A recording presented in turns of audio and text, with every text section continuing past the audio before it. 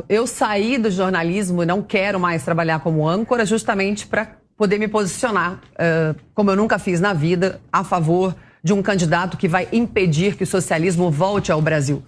O Bolsonaro não era meu candidato, eu não votei nele no primeiro turno. Eu era do Partido Novo, votei no João Amoedo.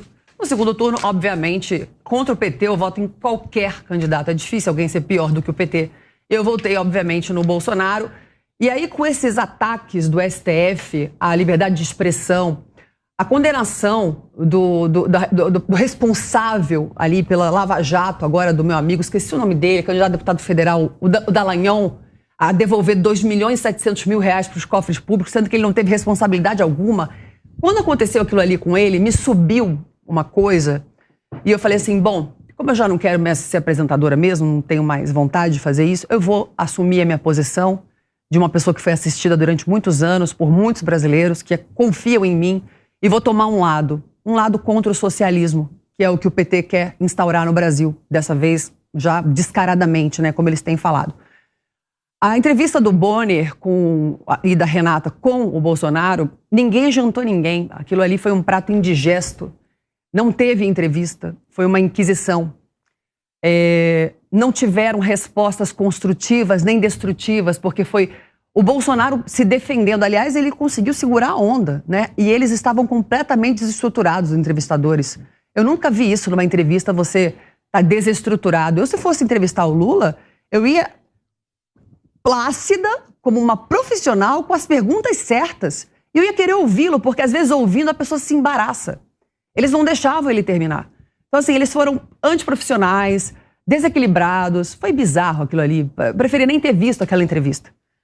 Agora, a imprensa sempre fez isso, né? Só que antigamente era de forma velada, né? De ter um lado. Só que ninguém sabia, né? E agora tudo está vindo à tona.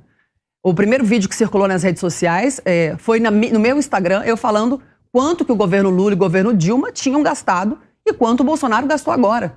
Aí eu fui acusada de fake news por alguns sites de notícias, até famosos.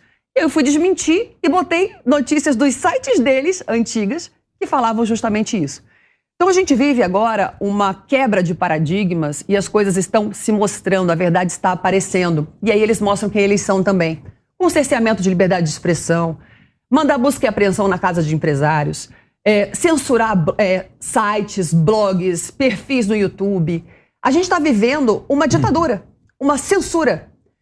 E o Senado não faz nada, ou seja, todas as casas estão mostrando quem são. Essas eleições são fundamentais para a gente definir o rumo do Brasil para o futuro. Em quem você vai votar para senador, em quem você vai votar para deputado federal e em quem você vai votar para presidente. Agora, se eu fosse responder ao Leonardo, eu fico até com pena. A primeira coisa que você falou é que ele falou que ele mentiu, né? Desculpa, pra mim, canalha não é xingar. Eu falei canalha ontem gravando meu programa do talk show. Canalha pra mim não é xingamento. Você é um canalha. Pra mim, xingamento é filho, não sei o quê, nananá. Aí sim, ele xingou o Barroso, aonde? Saindo de um almoço em Joinville, tinha uma aglomeração de pessoas ali, há muito tempo atrás, que fique bem claro, e ele falou, esse cara é um filho da mãe, porque ele nunca... Não falou isso, falou um palavrão. Mas ele não falou num pronunciamento. Desculpa, isso é pergunta que se faça. Foi a primeira pergunta do Jornal Nacional. Você me poupa. Parece assim, né? É um festival de falta de competência. Ô, cara, parece aquele negócio... Aí o Léo fala que o Bolsonaro matou. Você devia ser preso, porque você está acusando uma pessoa de assassinato. Genocídio. Isso é danos morais. Isso é danos morais. Isso é danos morais. Isso é falso. Esse que eu quero. Eu não, meu querido, eu não sou Bolsonaro. Se eu fosse Bolsonaro, teria processado metade desse Brasil. Então você não pode chamar de genocida um homem que é presidente de um país que tem que coordenar 200 milhões de pessoas e a vacina não tinha sido aprovada no mundo. Algumas não foram até hoje. Você imagina, Leonardo, se as pessoas que tivessem tomado vacina morressem?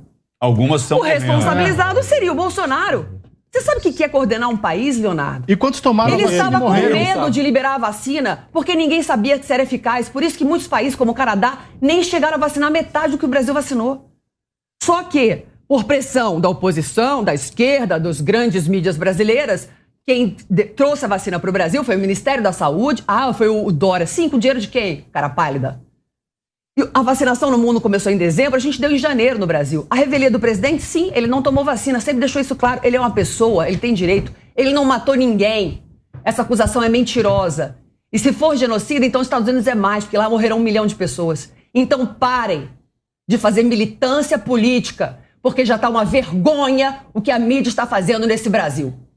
E eu não sou mais jornalista e apresentadora. Acabei de rasgar meu diploma. Não. Eu sou uma cidadã indignada que, graças a Deus, tenho espaço numa emissora e nas minhas redes sociais, enquanto não forem canceladas, de falar a verdade e falar para a população.